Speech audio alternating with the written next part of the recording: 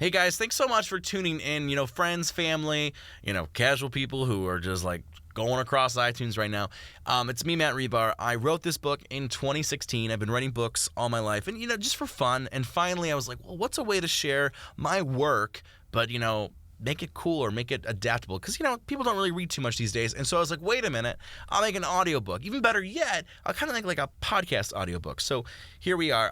This story, like a lot of my stories, kind of gets sent to me in visions. So it's like little stuff here and there. I don't want to spoil anything from the book, but I got little visions together and I sat down, and this was between, fall 2016. And I was really interested in this idea of like knowing someone. How do you fully know someone?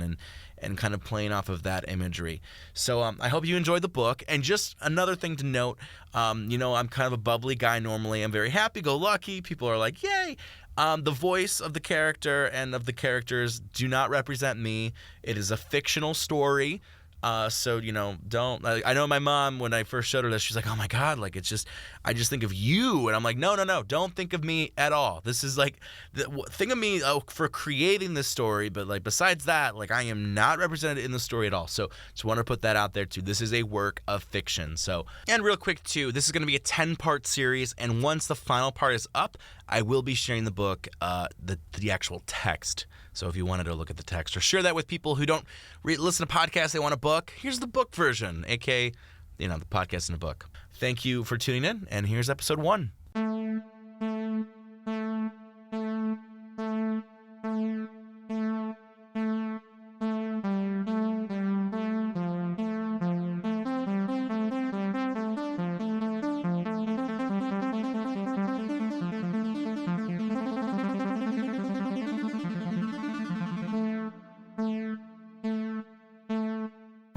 This is episode 1 of the audiobook / podcast project called Unconscious Subconscious, voiced, written, and produced by me, Matt Rebar. Chapter 0, Birthright. The mind is beautiful, but I am not. There isn't anything beautiful about me except for my physicality, short brown hair which made me type army, muscular features, and a symmetric face. But behind those features is a backstory which is far from picture perfect, alongside personal desires which err on the side of the demonic. My belief in my inner ugliness does not stem from some deep-seated hatred, or some self-esteem problem which counselors and therapists ordinarily tackle in an effort to calm the contemporary fragile glass of the human ego. I know what I am, and I live to that order. I knew what I was at the very young age of 4. Most 4-year-olds play with building blocks, trucks, dolls, and games designed to keep their innocence intact. Most 4-year-olds have yet to get past the basic choreography of language, but by 4, I had realized what emotion was in the world around me, yet surprisingly found that I didn't relate to those emotions. The preschool teacher would cancel recess, and I'd be the only kid who didn't care about it. When we went to the petting zoo, my classmates were in love with the furry, harmless creatures, but all I did was stare at the beasts, contemplating how best to kill them if ever the chance or scenario arise. I wasn't as if purely void of emotion. For example, I could still sense the eagerness of a surprise trip to the ice cream store, but that was when I was 4. Surprise ice cream trips do not exist for this 27-year-old adult male. This behavior, this lack of emotion, continued through early school and middle school. None of it seemed appealing. Pizza Day Fridays, cliques, drama, crushes which barely escalated, extracurriculars and additional demands, pep rallies, trips to the mall with friends. The students around me lived for the routine, becoming salmon who swim upstream in the river of youth. Why did they stick together? Pleasure? Fear? A natural inclination to group onto one another like a herd? I could still relate to some of the kids. I remember the one boy, Frank, who lived with his abusive father. Frank exhibited rage and pain, 2 things I was still kind of virginal to when it came to exhibiting. Frank was my drug. I would siphon and waft his anger like some of the older kids did with cigarettes. But with all the absorbing I did, I never could imitate or position myself in the boy's shoes. I wasn't surprised later in life that Frank had shot his father. Perhaps that's why we connected more so than any others in my school. We handled emotions on a polar scale, but our desires ran in the same direction. It was finally through high school where I truly did not relate to the adolescents around me. Young men and women became increasingly eager and anxious as puberty struck them like a Russian wench in the throes of a St. Petersburg brothel. At first, it was the casual hand placed on the shoulder. Then it was making out, the boob grab, the oral, the sex. I had sex in high school. The good old Martha. Martha liked me, but there was no way I was going to be able to reflect her sentiments. Sex felt like work I didn't want to do. Everything was optional, the parties, the dances, the after-school hangouts, and the boring class. But I waited, like an animal in hiding. While my peers danced around the oasis, I waited till the time could come for me to truly live. Early on, I formulated upon graduating high school with my eyes on college. I'd have to wait through 4 years of college as well, but I was used to waiting. After all, I'd been waiting since I had been 4 years old. Fortunately for me, I was not the sociopath who acted out on his behavior, although maybe sociopath isn't the PC term people like to use these days, but I'll use it just to save time. I did not provoke the culture, I inhibited.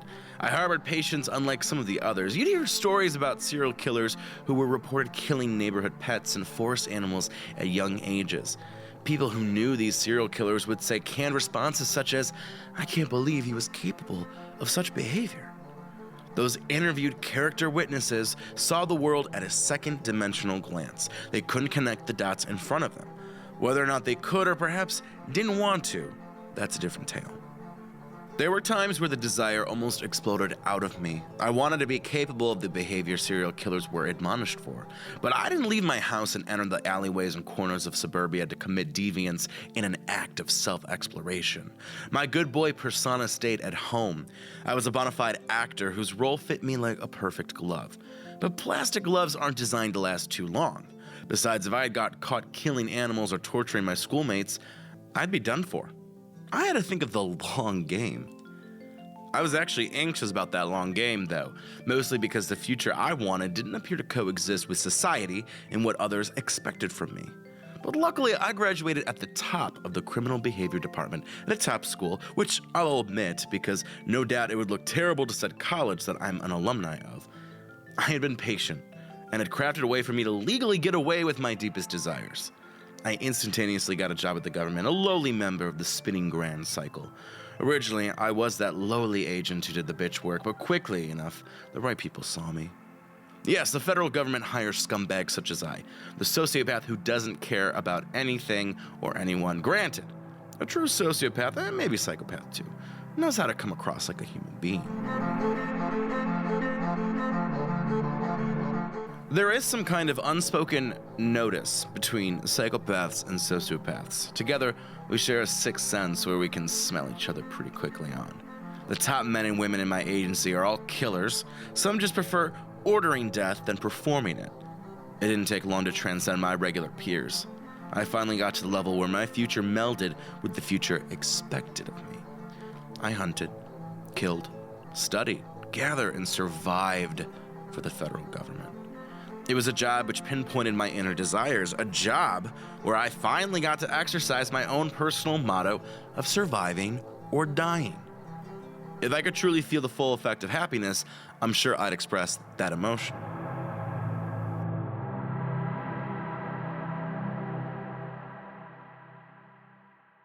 Thank God you're free, Mercer. My boss, Williams, muttered as we moved through the hallways of the federal facility, which also will go unnamed. There was a lot of confidential material to which I abided to. Nobody outside of my agency knew where exactly I worked or what I did.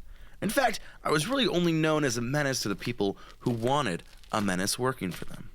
Of course, sir. I nodded as we continued moving past labs and offices.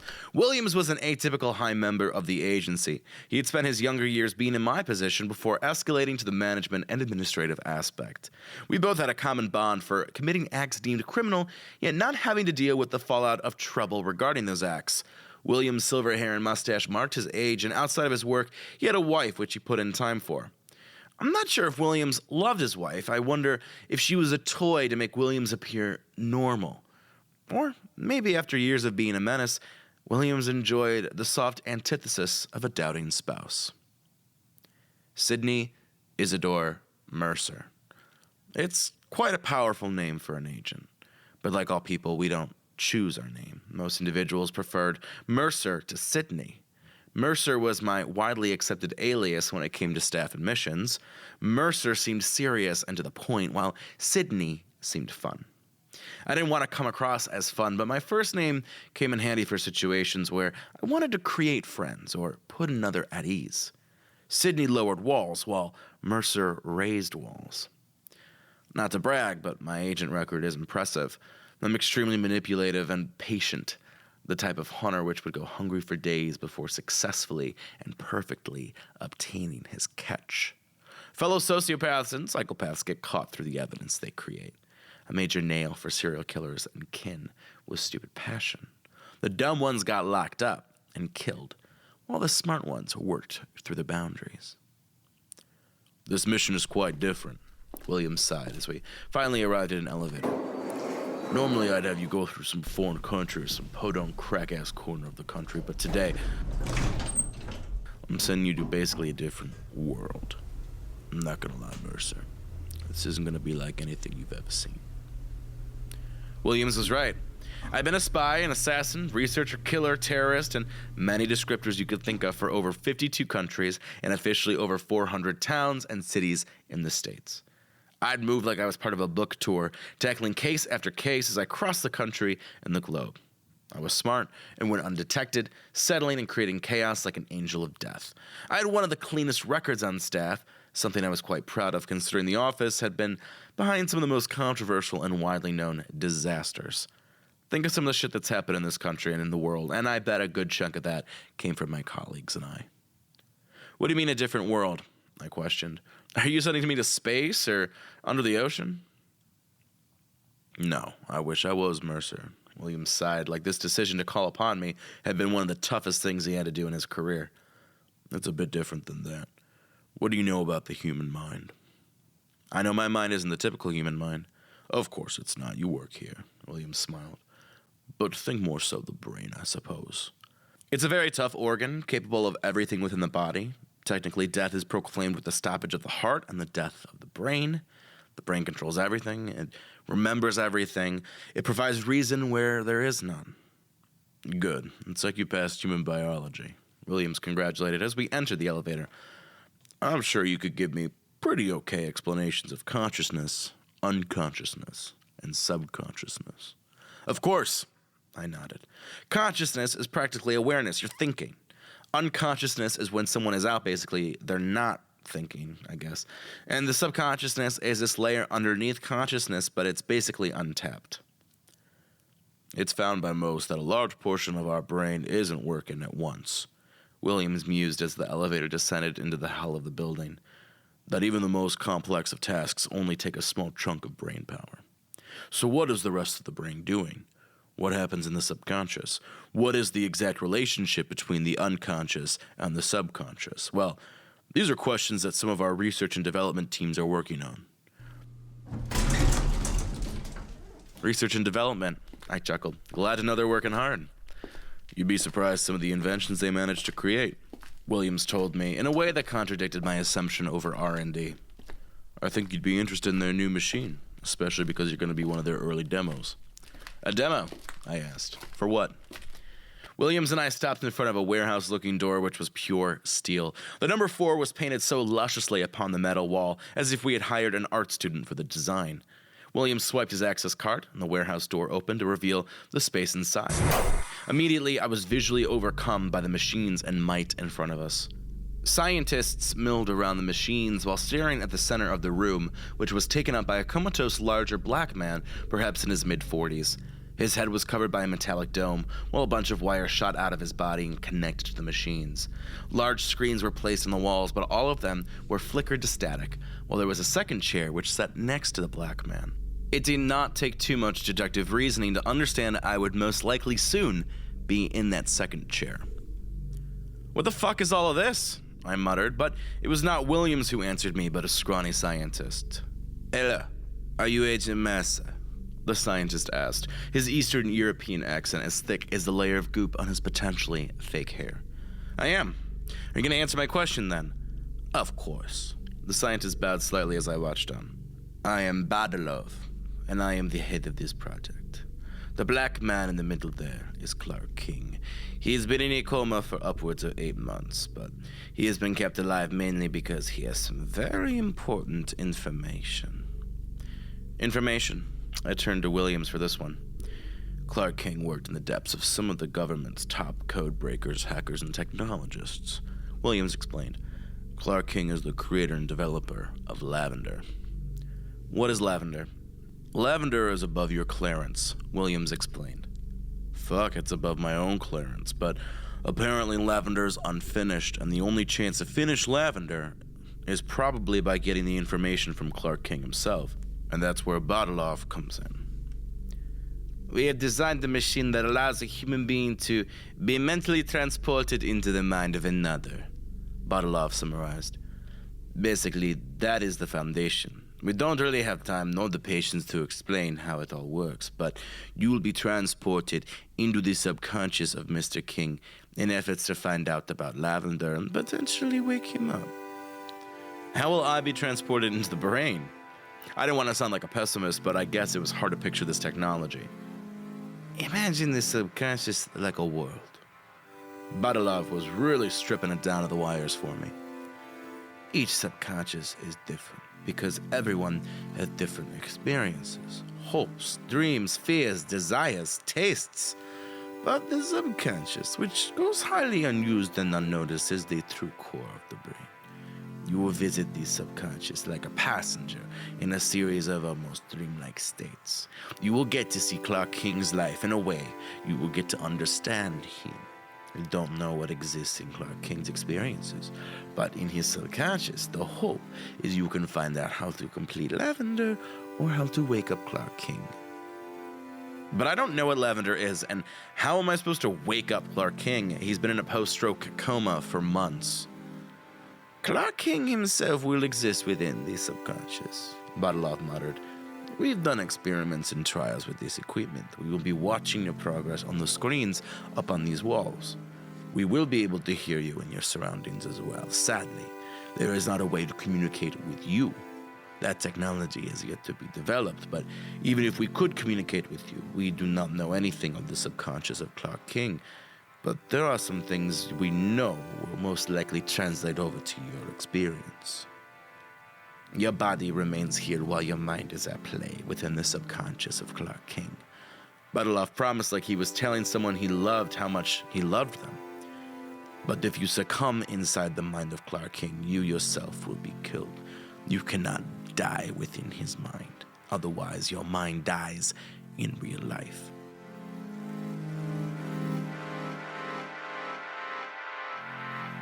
How do you know this? I asked. We have experienced some loss on this project. Badalov seemed to look down to the floor instead of staring me into the eyes. I had no problem staring into someone, a feature which separates me from regular people. We've visited many minds with agents and casual scientists. Badalov paused and switched subjects. We have created a bag which will be at your disposal within the subconscious. Badalov snapped his hands and his assistants approached, each armed with a different gadget of sorts. This first gadget is basically an escape button. I looked at the glass and case button, which looked simple enough for what I imagined was quite the impossible task.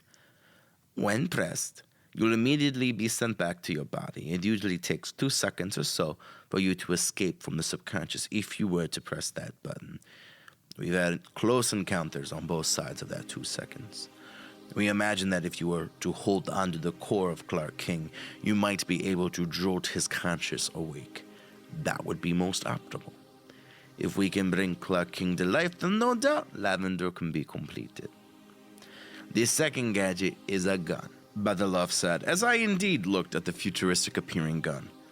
The only difference is that you don't need bullets. You just need to believe in the ammo. Believe in the ammo.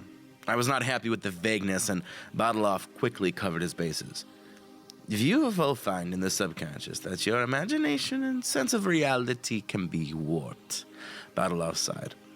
Clark King has controlled and contorted his entire subconscious to some degree, although granted certain monsters and anti-paradises have grown out of his control. You yourself will be able to contort and control the world around you, but granted, this is to an extent. This gun is worthless in real life, but in the subconscious, it is basically a self-ammo gun. Although be careful, you can run out of the will to contort and create bullets. You basically have a meter of energy at all times. Try not to extend yourself too much. This third piece of gear is a map, Clark King explained as he made me look at the third piece of equipment. Like its brethren, it looked futuristic. It appeared as a blank scroll. I thought we couldn't map the world of Clark King. We can't, Bottlov countered. But this map will update itself as you move. It'll act as a guide, and you can use it to decipher where you've been and what you'll see. Like the gun and the emergency button, the map has no practical use in the real world, but in the subconscious, these three pieces are very important. Is this like a video game? I questioned as I looked at the gear being placed in the bag that was strapped onto my back. None of this seems real. What is perceived as real will only be real in its consequences, Scientist Batalov whispered while Williams watched on. Williams had been silent for this whole interaction, but I turned to him. So this seems dangerous, I admitted as the scientist whirled to life around me. Machines whizzed and hummed as I came to life in order for my brain to create a miniature version of me which danced around in the subconsciousness of Clark King. None of it made sense. But I supposed none of it would make sense until I was back in the safety of the world I knew. For a sociopath who didn't relate to emotions, I, for once, felt a pit of unease.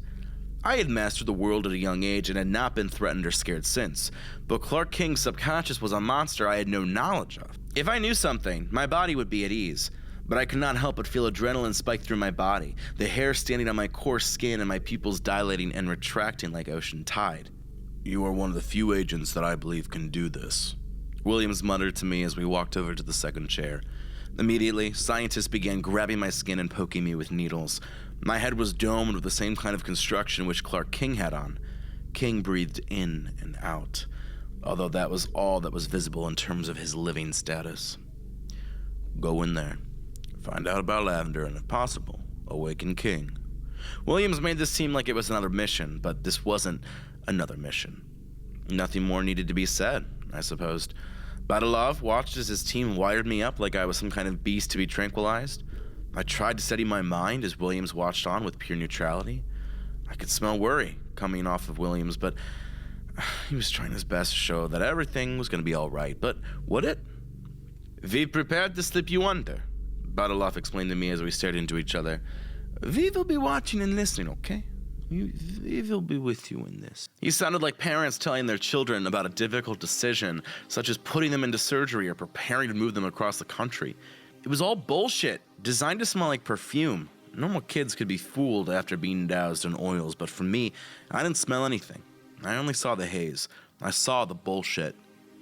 But then after Batalov began the machines, I didn't see anything again until...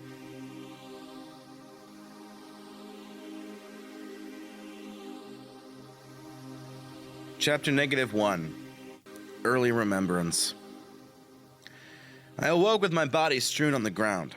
I was pressed deep against the foliage of what felt like prickling thorns. As I sat up, I looked down to realize that the ground was filled with decayed brown and dead pine needles, intertwined with semi-living pine needles which had left their captors for the afterlife. I looked up to see the bright vision of the forest which surrounded me. I was on the ground in the middle of a large pine-based forest. I looked, staring at each of the trees to absorb them. Each of the pine trees was a variation of a neon-bright color which overwhelmed my vision. Greens, yellow, oranges, reds, pink, purples, blues, all bright and explosive. The entire pines were colored as such, although the trunks remained their brown hue. I stood up and continued moving through my surroundings. In all directions were there trees, while up above featured no blue sky, but some kind of mid-purple, multi-hued galaxy complexion. I was immediately thrown for a loop. Nothing like this existed on Earth. I felt out of my comfort zone, although I suppose my bag and I would have to continue forward. The first thing I remember was color. I stopped walking among the eye-blinding and thick conifer trees. Granted, there was a pit of wind which ripped through the Christmas tree like bundles. The sky seemed to pulsate too, the bruised purple squelching without sound. There was nothing to explain where the voice had come from. As quickly as the voice had arrived within the forest, it had left. The vocals were brusque, evidently male, and sounded like they belonged to someone who had experienced much in his life. I could not detect anything more than that singular sentence. Part of me wondered if it was Badalov or any of the scientists, but they had said they were unable to communicate, although no doubt they were witnessing this forest in the sky, just as speechless and overran as I was. Badalov, I whispered, wondering if truly they were hearing what I was saying and I wasn't just speaking to myself in the subconsciousness of Clark King. Did you hear that voice just like I did? Or did the voice communicate with me alone? I just heard a singular voice which muttered, "The first thing I remember was color." I didn't know who said it, but now I'm thinking it might be Clark King, but there's not a human in sight. Do you think he's truly speaking with me, or maybe his thoughts about his subconscious are echoing out just for me? Fuck. I wish I was able to communicate back to you guys. There was no response, as expected, so I continued forward. I came across a sign which seemed random considering there didn't seem to be anything man-made within the forest so far. The sign was simple and seemed randomly placed with no meaning. The board of wood was seared with the following: Neon Forest, the beginnings of life. Huh. I whispered out loud, knowing full well I would be talking out loud to communicate with Badalov for this upcoming trip. The beginnings of life. It kind of goes with the quote, "The first thing I remember was color." Do you suppose this forest has something to do with his youth? Without waiting for a response, I continued. The neon lime trees had the color of a limeade slushy, the neon orange trees the color of a Jersey tan, the neon pink trees the colors of the features of a Japanese anime female character, the neon yellow trees the color of fake gold, the neon purple trees the color of a prune juice product logo, the neon red trees the color of a Chinese paper lantern, and the neon blue trees the color of voltage. They repeated in random order, with different variants within each hue. I wondered more about their existence and thought more about the voice which had spoken through the trees. There was suddenly a clearing, and I had arrived on the banks of a small pond, not yet the size of a lake. The pond was perhaps 1,000 feet long and wide, a perfect circle presented in front of my eyes. The pond was still and unmoving. I approached with caution, not sure of the water's intent. I finally looked over and saw my own reflection. The water was like glass, showing a slightly saturated view of myself, some of the treetops, and the purple nebula of a sky above. For some reason, I was drawn to the water. The crystalline water exploded open to reveal some kind of creature which immediately grabbed me by the shoulders. I was paralyzed as I studied the rows of teeth and the long, stringy blue hair that looked like Play-Doh. The creature's eyes were covered over the skin, like tent flaps that had yet to be unzipped to form windows. Its nose was not made out of cartilage like humans, although its bony hands were definitely human-made. There were gills slit right into the creature's neck, while its chest was shapeless and disfigured. I'd immediately heaved myself backwards out of its grip and back into the forest. The creature now fully came out of the water to reveal its lower body. The monster's legs were humanoid as well, but its feet were webbed for no doubt movement within the pond. I assumed the creature was mostly waterbound based on its design, but the animal could surprisingly walk upright. The creature stared at me with its non-visible eyes and opened its jaw even wider, to the point where a human would have to crack and dislocate its jaw to mimic the beast in front of me. With a quick movement, the beast moved forward. I ducked to the left as the creature stopped its original course and rebounded. I looked to my surroundings and found a small branch which I picked up and immediately chucked at the beast in front of me. The branch hit the animal in the face, knocking it to the ground. It cried out in soft pain, although it regained itself soon enough and climbed after me. I grabbed another branch, this time a little thicker. With dead-on accuracy, I lobbed the branch like a softball and struck into the beast's chest. The monster backed up and let off a soft roar. The beast's roar sounded like a dinosaur screaming over a human track. Its chorus was unhuman and bothering to the ears. What was interesting was the disjointed species which made up the beast. It seemed comprised of different animals, both alive and mythical, compiled in a way that made it seem realistic, but all at the same time unique to one's individual fantasy. The beast struck forward, and the only weapons I had at my disposal were my fists. I avoided the beast's mouth and instead punched the beast straight in the upper chest. My fist felt like it was hitting a large Easter ham. Although the beast was not ready for my rage, my second fist landed in upper succession, totally pushing back the creature altogether. But my fists were not going to be the end of this match, just a mere intermission between initial reaction and the finale. The beast was now wary. Clearly having marked my fists as problems to be dealt with, the beast craned its neck as if stretching before lowering its head more. This was akin to a boxer who would make the impact zone tighter by drawing their body more compact. Basically, this bitch of a creature wanted me to punch its chest so that my fist would be closer to its jaw. But this creature clearly didn't realize it was up against a smarter version of itself. I scooted back as the creature snapped forward, using its jaw as the primary offense. That technique reminded me of a darting snake and would be something I need to be on the watch for. I could take a punch, but I could not take the crunch of this jaw. I circled the beast all within feet of the pond. No wonder the pond had been so still. To avoid making the surface move, no doubt brought out prey to the pond edge. But I hadn't seen a single creature in this forest. Perhaps I was the only thing alive in this forest besides my newfound foe. Not knowing how to deliver my next punch, I thought of alternatives. That's when it dawned on me that I had been holding onto a gun this entire time. Without turning my back or creating an opening, I opened my bag and pulled out the gun that had traveled with me to the other side. I didn't know how it had happened, but perhaps what was on my body also came with me to the subconscious, but I could ponder that another time. This beast was getting more crafty as time continued. But the thing was, I didn't know how to work this gun. Battleoff had explained that I had to create the bullets, whatever that meant. I continued watching out for the snapping jaws of the beast, and I tried imagining bullets within the gun, but the gun remained unloaded and seemingly a joke. Holy fuck. I decided I should have practiced before actually needing this damn thing. I wondered if while watching me, Battleoff, Williams, and the scientists were sweating bullets. I hadn't even been inside the mind of Clark King for a hot second before I ended up in a battle with something that wanted to kill me. While this seemed like a crazy, tripped-out video game dream with graphics, if I were to die, I was going to actually die. Perhaps that motivation was the reason why suddenly I felt the gun add weight. Shit, those have to be bullets. I grinned to myself and those watching me.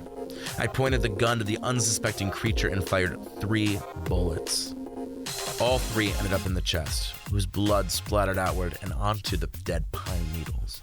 I watched as the creature shrieked. The bright raspberry-colored release was smeared like runaway lipstick over the creature. The blue Play-Doh hair whipped in a frenzy as the creature bolted from the pond. The reflective pool became ruined once more as the creature dived under the water. Slowly, the pool became still, and I looked on from a distance, not wanting to encounter another fight so soon. With a bated breath, I circled the pond and continued moving in the same direction I had since I stood up.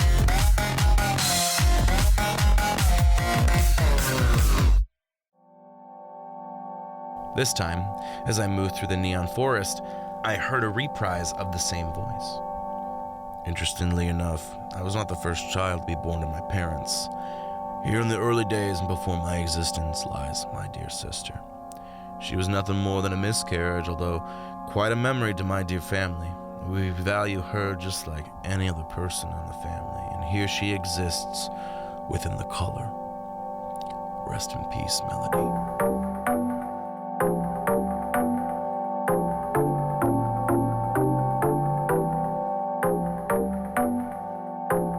Chapter -2, Floating Oxymoron.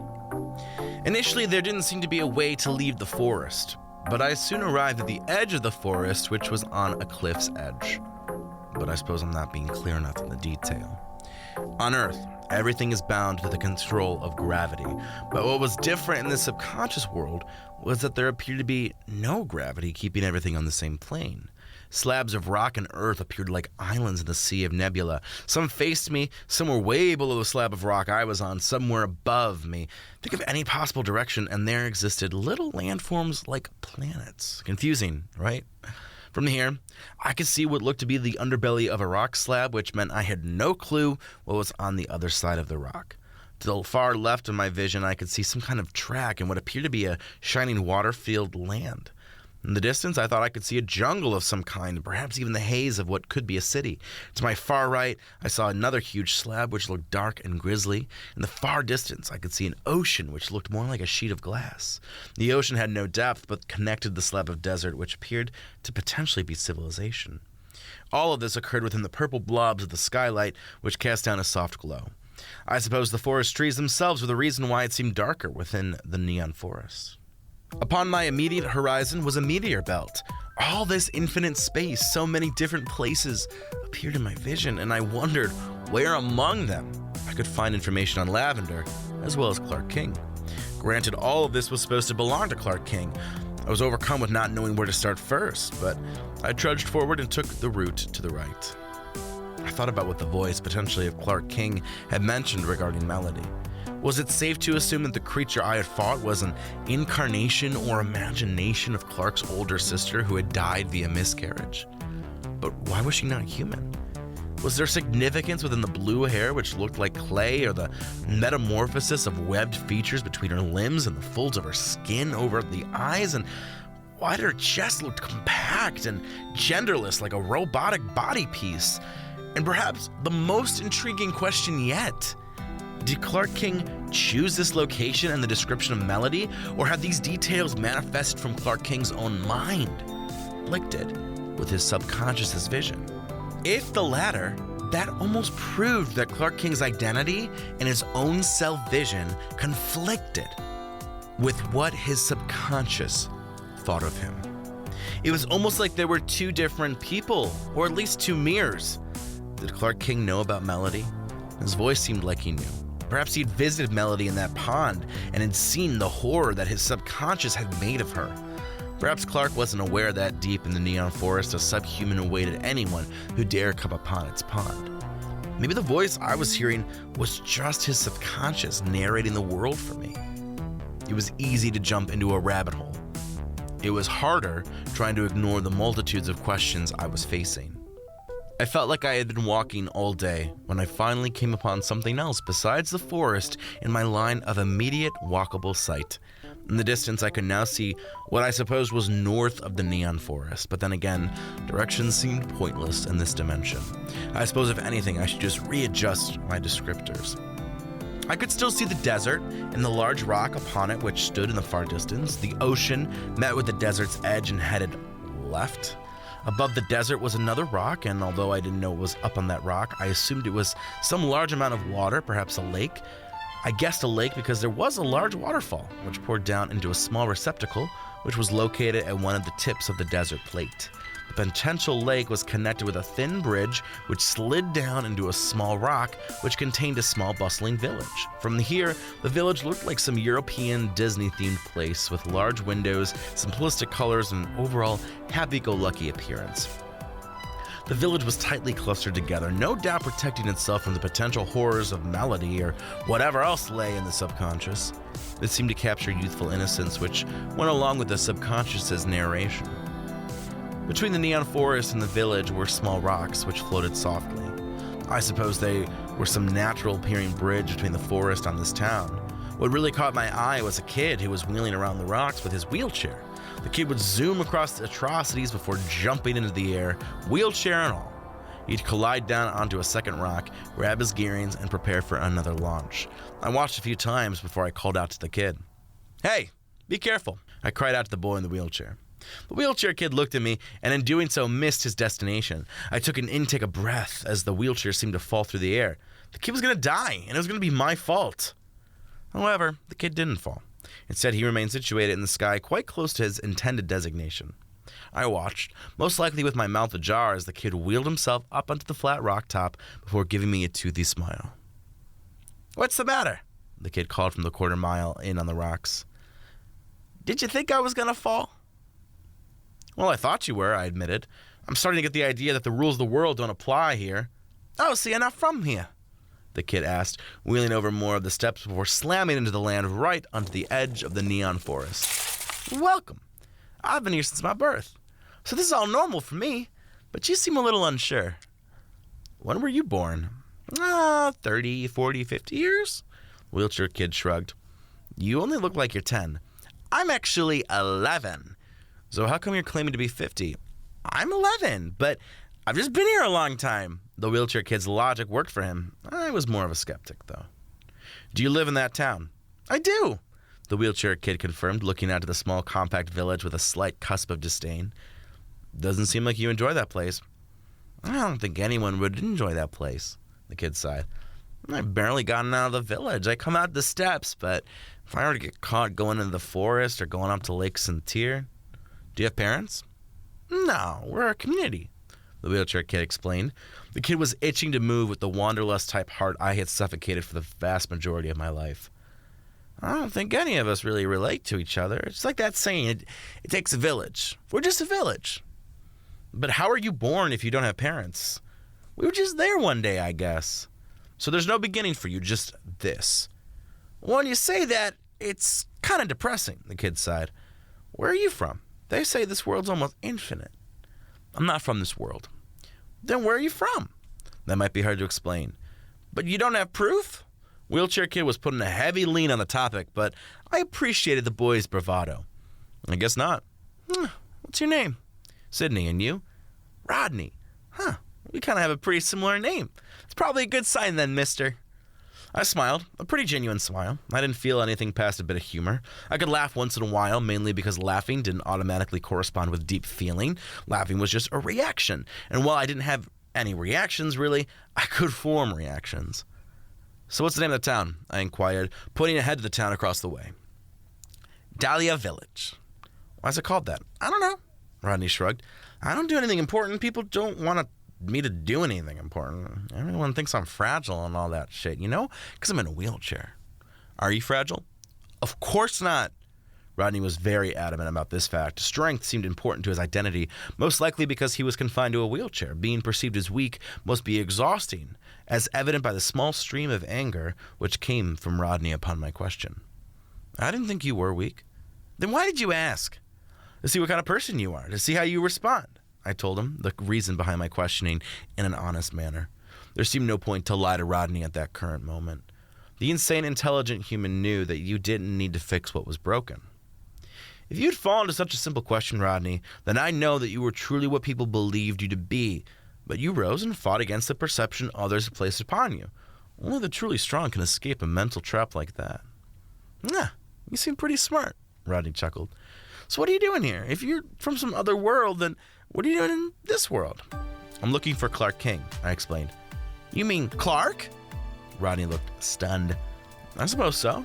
I was confused, but didn't want to look out of the loop. Tell me what you know about Clark. He's a myth, a story, a god, a genius, mastermind, ruler, a fable. Rodney spun his wheels, but he didn't move. He looked like he was thinking about Clark. I don't get why you're looking for him. I'm more so trying to find out information about lavender, I added. Do you know what lavender is? No. Rodney looked rather unnerved, but he was slowly coming around. Should I know what lavender is? I didn't even know until a couple hours ago, so I suppose that naturally, you don't know what it is either. But why do you want to find Clark? I don't even think he exists. He exists, I sighed, because this world of yours is the mind of someone named Clark King.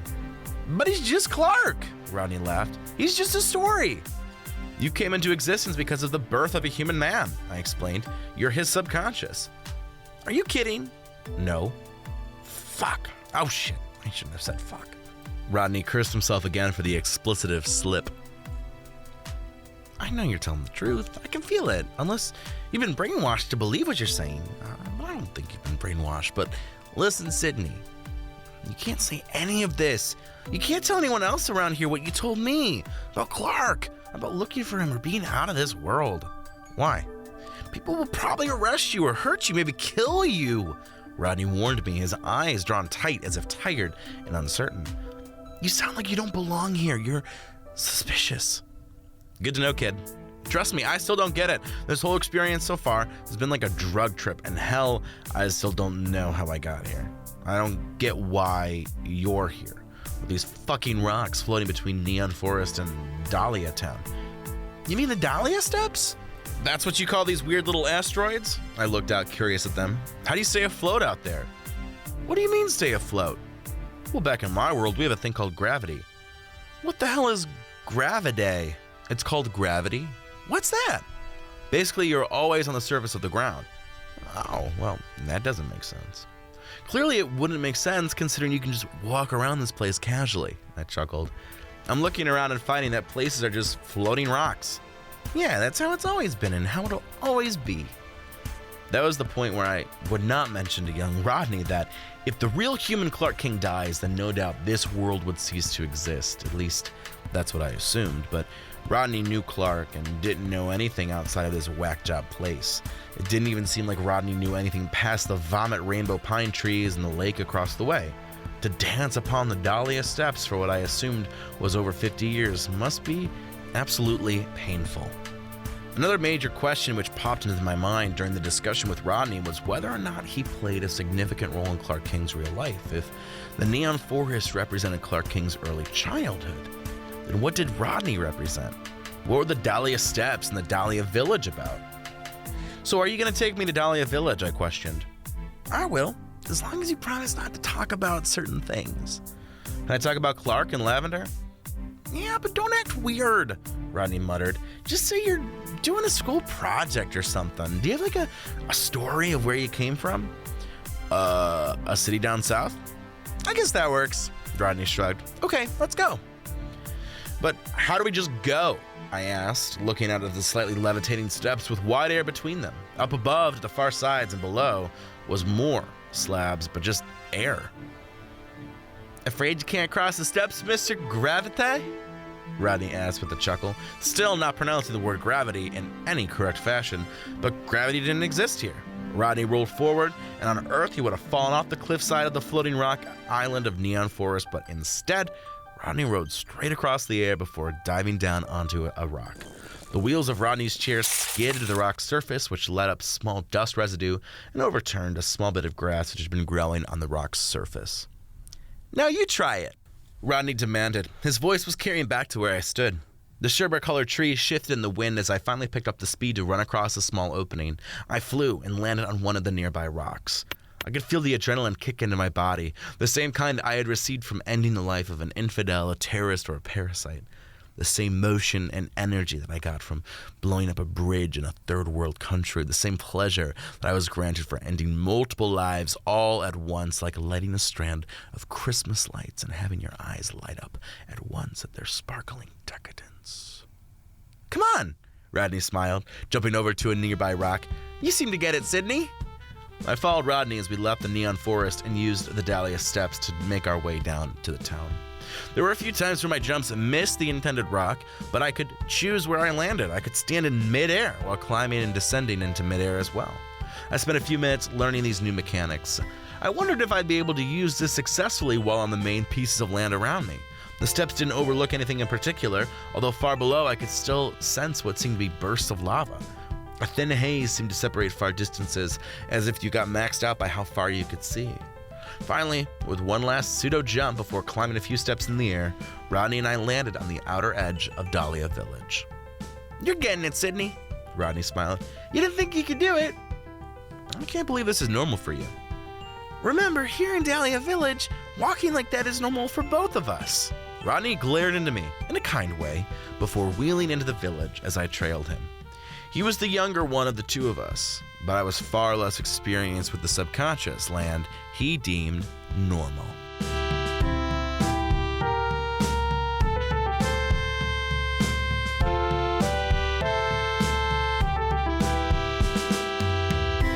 Chapter -3, The Idleness of Youth.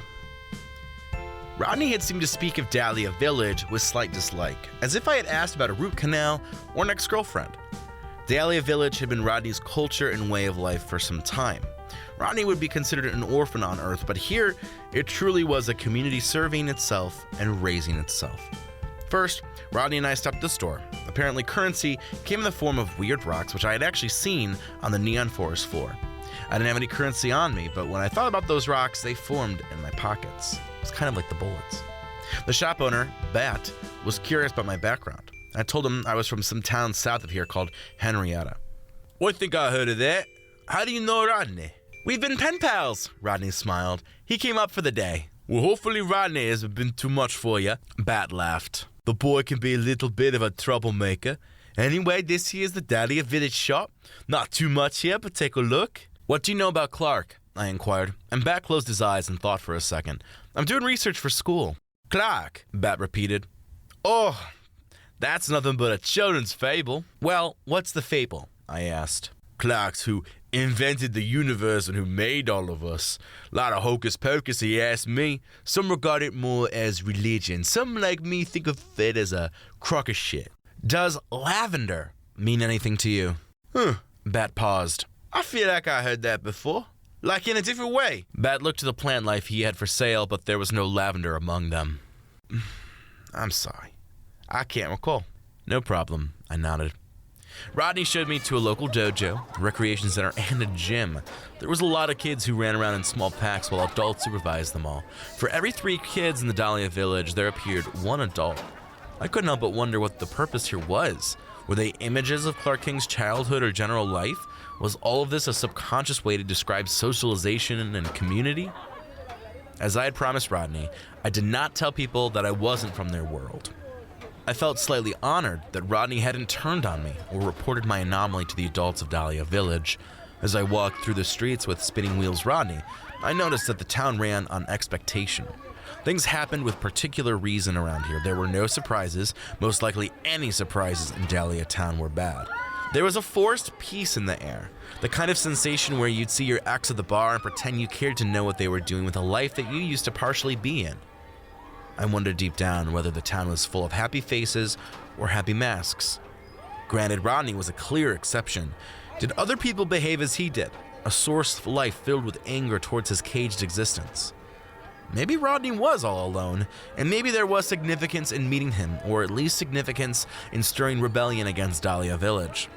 Similar to Rodney, nobody knew of Lavender, although everyone was aware of Clark. Clark is a figment of people's imaginations, one of the adults, Grenna Grine, muttered to me while kids ran around a large indoor playground, colored yellow and purple, with all sorts of things a child would desire. He's not real. How do you know he's not real? I asked with a slow turn of my head. Because one man, one being didn't create this world, Grenna Grine explained. Humans aren't alone here. What do you mean? Grenna Grine turned to make sure Rodney wasn't listening. Rodney had left to go get some food. We either live sheltered or under a rock, Grenna Grine muttered. You know there are demons in the corner of this world. More and more they make their presence known. I heard of an enslavement camp not too far from here. I've heard of a town where they eat visitors. These are real locations? Of course. You act like you don't know Gignosco. I did not ask Grenna Grine about what Gignosco was. However, overall, Grenna Grine did not seem particularly interested in Clark. Leaving the large playground, I did mention to Rodney what Gignosco was, and he told me that Gignosco was the name of this world. Where does that name come from? I asked. I don't know, Rodney answered truthfully. It's just been. Another adult, Paolo, felt the opposite of the mentioned Grenna Grine when it came to Clark. They say he's an existence of this world. Paolo's eyes were wide with thought. Clark is the Alpha and the Omega. He is the one who split the land up, who gave us so many things. He is the birth of good and bad. The birth of both good and bad? Of course, Paolo explained. Clark did not make it easy for someone within Gignosco. You have to be strong and you have to overcome evil. Evil exists everywhere, sadly, in larger doses than sometimes we expect. Throughout my casual interviewers, I did not explain about Clark King. Merely I posed as a curious, researching storyteller. Acting as a storyteller was easy. Once again, I merely created an alter ego and pretended to have human emotion. I just wanted information for my own sake, not for any of these stories. I'd been playing characters since I was 5 in an effort to remain normal. Rodney showed me his small apartment-like place. Kids lived alone in their own singular floor flats, which were stacked up and looked on the outside like large homes. Rodney's place was a bit of a mess, although there were the normal things you'd expect from an 11-year-old boy. There was a large television and some kind of hybrid video game device which crossed PlayStation and the early day Atari. The video games themselves were interesting. I didn't recognize any of the titles or covers. Of Blood, Flesh, and Bone, Core, Fusion Fire, Of Blood, Flesh, and Bone 2, Dangerous Risky, and the least threatening of them all, Detective Cornerstone and the Missing Artifacts. So you live alone? I felt weird asking such a question, but Rodney shrugged as he wheeled around the place. That's not a bother to me. Rodney watched as I looked at his bookshelf and dining room table that was just fitted with one chair. That's how most people live here. How come you haven't aged? Aged? Rodney questioned. People don't age, we just are. So people die. Only if they're attacked or killed, Rodney guessed. Like, I wouldn't just die or age. My body just is until it isn't. Weird. So, people age and die in your world? Absolutely. I never really had to think about age or death. Neither of them have been significant to my life. The only funerals I'd really been to were for my grandparents and a couple of random relatives, and I had not cried or been bothered. Death seemed natural to me, whereas many around me would justify death. They'd invent afterlives and continuums for the sake of feeling better about rotting corpses in the ground. I wasn't an atheist per se, I was agnostic. Agnostic because I didn't care whether there was or there was not. Life was about the present and was not about planning for an unknowable future. Wow, not that I believe you or anything. You don't have to. So, are you gonna leave Dahlia Village soon? Rodney asked, a flash of curiosity building in his eyes. Of course. What are you gonna do? Continue looking for Clark King and Lavender? But Clark doesn't exist. He does. How do you know? Because I am currently in Clark King's subconscious, I whispered. I told you all of this. I just find it hard to believe that I'm living inside some guy's mind, Rodney spat. I mean, come on. You could be a crackhead for all I know. You could be insane. You could be one of those monsters the adults are always talking about. I'm not a monster. This is my first lie to Rodney. I'm a real human being, okay? Calm down. Okay, Rodney muttered. But where are you gonna go to find Clark King and Lavender? I don't know. I mean, there seems to be two ways out of this town, I shrugged. I go back to the lonely neon forest and wrestle with some weird terrain animal in a pond, or I go out to that lake. But that means you're gonna go down Lake Austin Tears Waterfall, Rodney gulped. Why are you gulping? Blade Desert is down there. So? What's so scary about Blade Desert? I asked. It doesn't even sound intimidating. It sounds stupid. Besides, there's that ocean right next to the desert, which connects to that big city. I suppose for now, that city should be my goal. Cultura City? Rodney whispered. I've never been there, but it's supposed to be the biggest city in all of Gignasco. Good. It'll be like New York. What's that?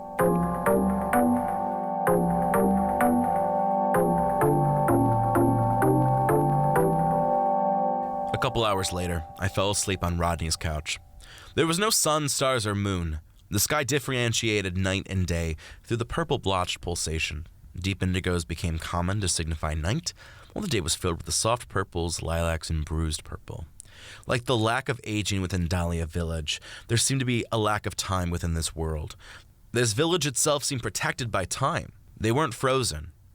But the town wasn't capable of escaping common routine. There was no progression, although neither was there regression, per se. Dahlia Village was stuck in a jarring loop which contained small changes in an otherwise repeatable game. It was not true life for the people of Dahlia Village. Had they chosen this, or was this part of their condition? Had Clark the subconscious, or Clark King, been the one to envision this town? And if so, what did it stand for? Perhaps I was thinking too much into this town. But I could not help but feel like there was some deep-rooted significance here. Like the creature who was the miscarriage of his older sister, there was something here. Just because I was unaware of it did not mean it failed to exist. For some reason, I could not accept this place as Gignasco. This place wasn't and couldn't be real, considering I had been transported into the mind of Clark King. If this place was real, then what was it in comparison to Earth? Gignasco was fascination that appeared to take reality, but wasn't there some reality to Gignasco? Because if I died here, then apparently that meant I died in real life. Again, the rabbit hole, twisting the situation to a point where by thinking of questions, I was giving not answers, but more questions. Rodney was still sleeping when I left the little ground floor apartment. The streets of Dahlia Village were empty, and so I managed to go unbothered as I exited what I assumed was the north of the town. From here, there was a winding path which connected Dahlia Village to Lake Austin-Tier. The path was thin, barely enough for 4 people to walk side by side.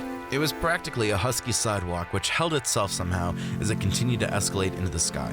I could see more parts of Gignosco, although the distance still seemed to be too far to make out anything in particular. I'd been minding my business when I could hear a shout coming from behind me. I turned and could immediately tell that Rodney was speeding up on his wheelchair. His hands were pumping vigorously. It seemed like Rodney was going to fall off the side of the sidewalk. Although, there wasn't such a thing as gravity, so I suppose it didn't matter if Rodney fell. I stopped walking and waited for Rodney to get closer, and finally, a panting Rodney arrived next to me. "Why did you leave?" Rodney asked with a scathing eye. You just got up and left." "I don't have time to stay in Dahlia Village," I argued, looking down at the town with a sigh. "It's a sweet, nice place, but I have things to do." So let me come with you." "No, it's not in your best interest." "I'm coming with you," Rodney said once more, wheeling closer to me on the edge of town. "There isn't anyone who can stop me.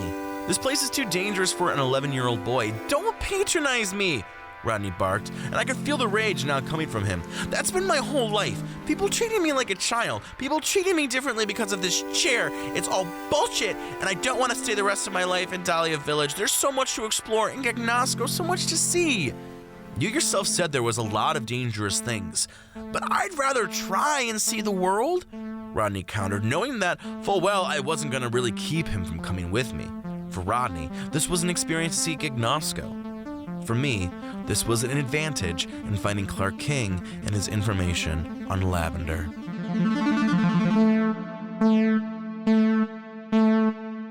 Thanks so much for listening.